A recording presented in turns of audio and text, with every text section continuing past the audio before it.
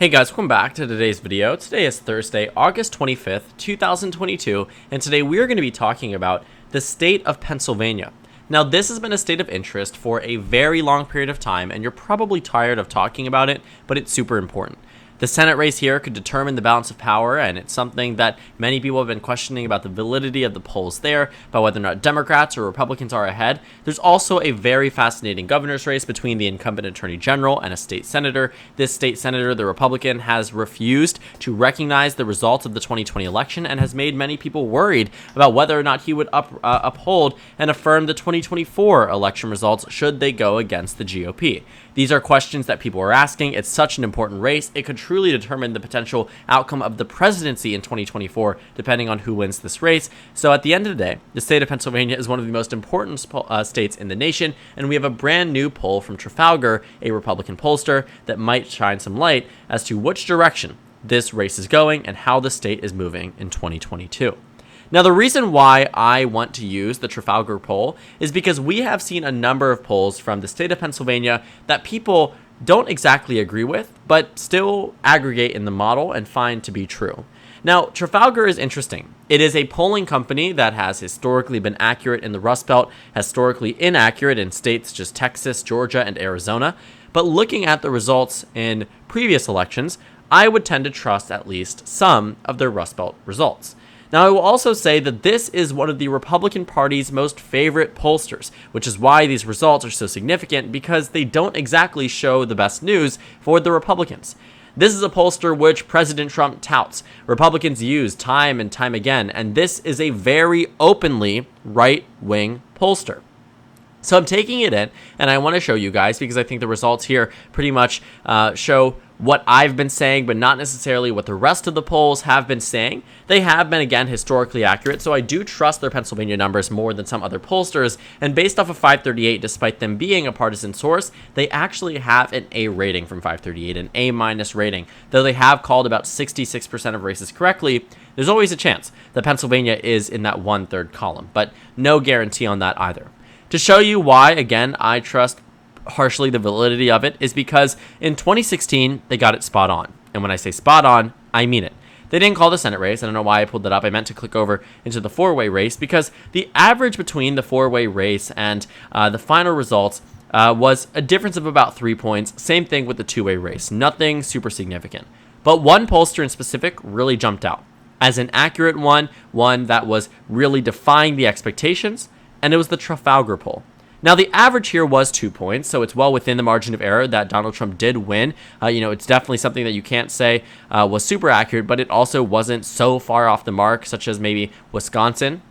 The Pennsylvania polls here said that Hillary Clinton was going to win the state of Pennsylvania. Trafalgar, however, said that Donald Trump was going to win by about 1 point. Donald Trump won by about 1 point.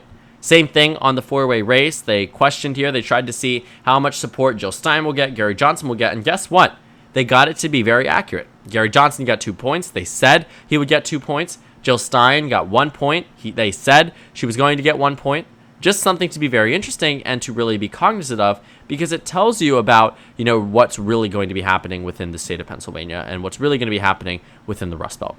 Now, I'm going to try to pull into the 2020 presidential election results because they also polled this race as well. They were off. They said Trump was going to win the state by about 2 points. Biden ended up winning it by about 1 point. So sometimes they're right, sometimes they're wrong. But again, within the margin of error, it definitely wasn't the most accurate, but it definitely was accurate to an extent that it was within the margin of error that it outlined for itself. However, I will say that you definitely should take these results with a grain of salt, just simply because pollsters aren't always accurate. But I think that just looking at the results in the past, looking at the accuracy of 2016 in specific, is something that does direct me to at least somewhat trust the poll. It also is a GOP favorite, which means that the results here only hit harder for the Republican Party.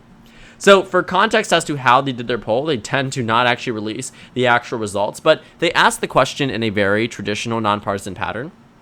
If the U.S. election for U.S. Senate were held today, for whom would you vote? John Fetterman, the lieutenant governor of the state, got about 48.4% of respondents. Mehmet Oz, or better known as Dr. Oz, the Republican nominee, got about 43.5%. The margin here is a difference of about 5 points statewide. Significant, and definitely a good result for the Democratic Party.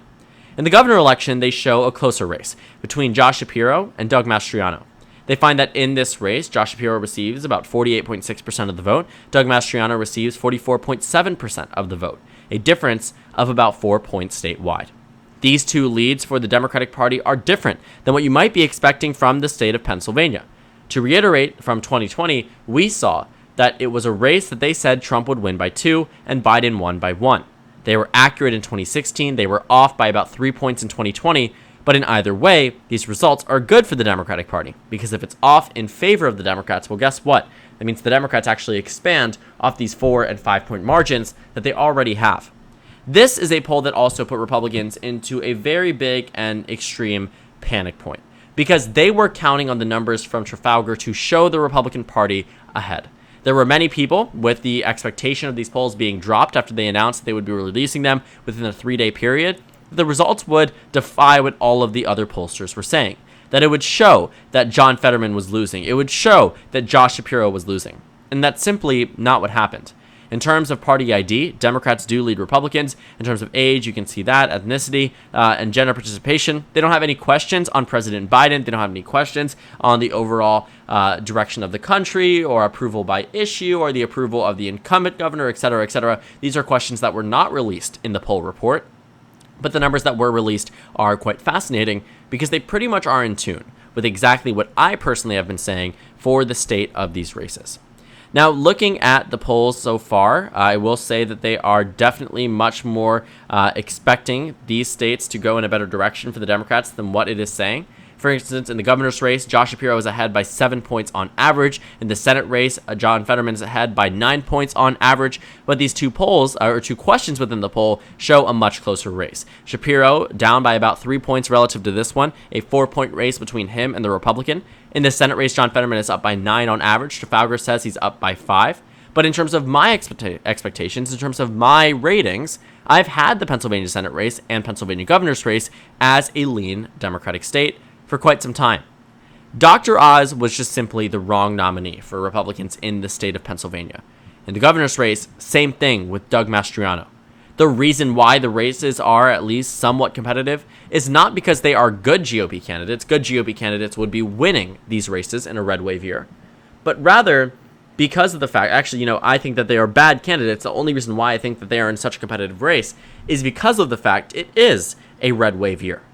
This year is expected to be significantly better on record for the Republican Party than 2018, and noticeably better than 2020.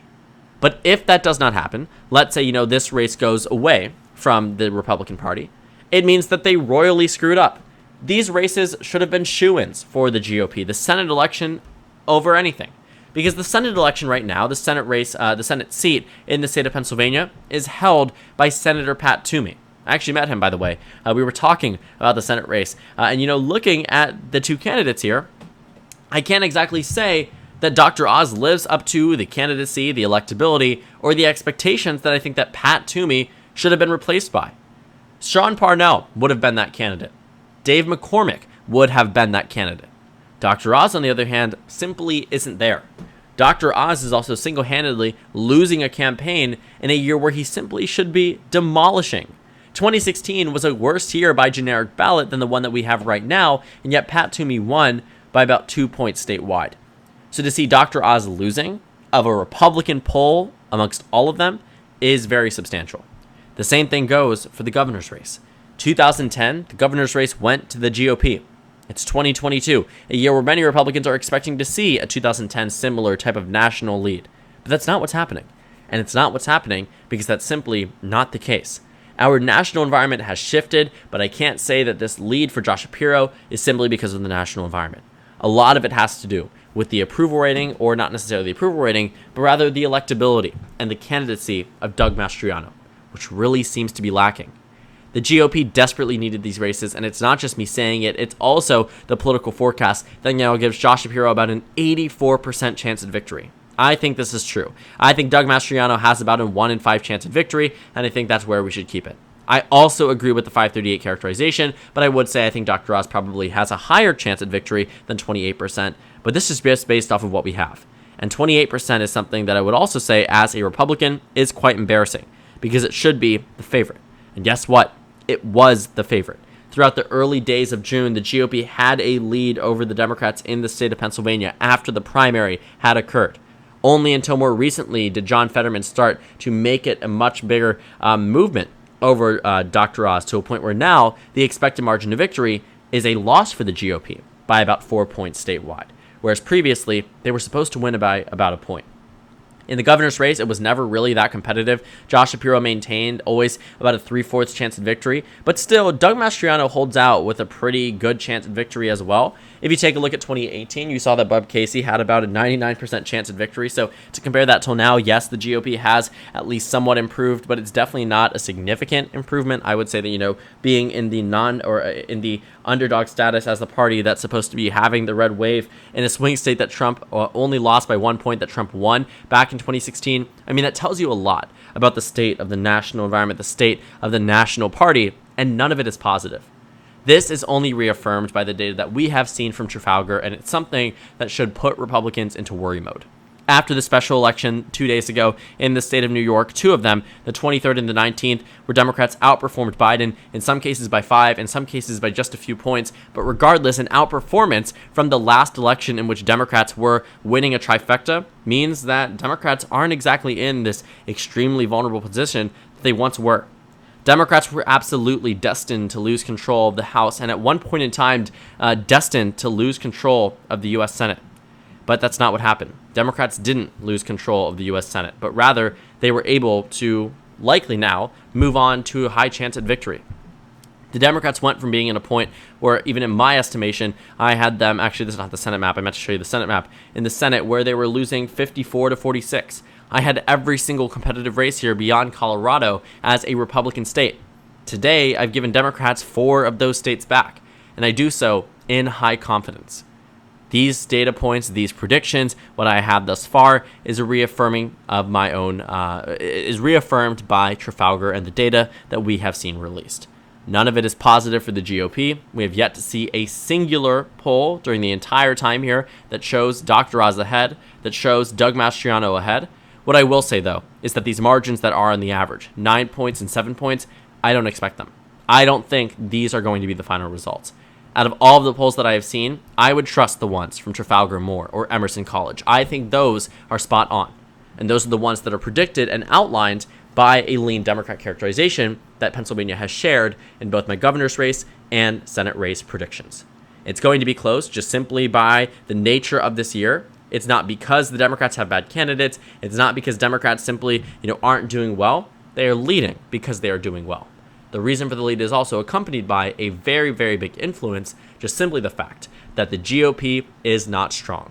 The GOP does not have the same level of candidates that they did during the Tea Party movement or during the 2014 Senate races. I mean, what we have seen compared to now is now making this race look very, very embarrassing for the GOP. And I stand entirely by that point. I think we will see this November exactly the true consequences of choosing the wrong candidates, getting in with the wrong crowd, because voters absolutely care. Voters absolutely think that it's a bad move to choose the wrong type of candidate or a carpetbagger or someone who simply should not be running in a race that they are running in. And they are going to see exactly why listening to President Trump, why listening to some of these Republicans just simply isn't the right move.